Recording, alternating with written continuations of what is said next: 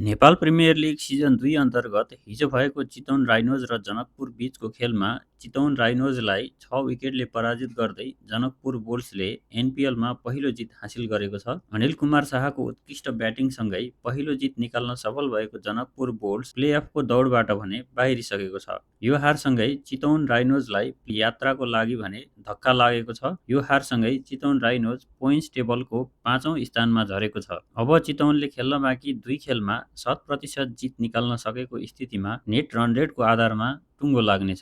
अझै चितवनको सम्भावना भने कायम रहेको छ। विजय भएको दोस्रो खेलमा कर्णालीलाई 34 रनले पराजित गर्दै पोखरा एभेन्जर्सले 2 अङ्क जोड्दै अङ्क तालिकाको 4औं स्थानमा उक्लिएको छ। पोखराका लागि एडम रोसिङटनले उत्कृष्ट ब्याटिङ गर्दै शतकीय पारीमा कर्णाली सामु 202 रनको विशाल लक्ष्य प्रस्तुत गरेको थियो। जवाफमा ब्याटिङ गर्ने क्रममा 19 ओभरमा सम्पूर्ण विकेट गुमाएर कर्णाली याक्स 167 रनमै अल आउट भयो र यो सँगै कर्णाली याक्स प्लेअफको दौडबाट भने बाहिरिएको छ। आज विराटनगर किङ्स र लुम्बिनी लायन्स बीच एनपिएलको 22औं खेल हुँदैछ।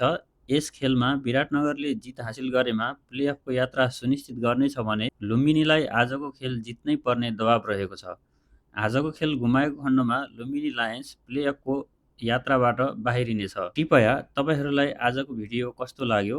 राम्रो लागेमा भिडियोलाई लाइक तथा कमेन्ट गर्न नभुल्नुहोला र च्यानललाई सब्स्क्राइब गरेर अगाडि बढ्नको लागि सहयोग गरिदिनु हुन विनम्र अनुरोध गर्दछु।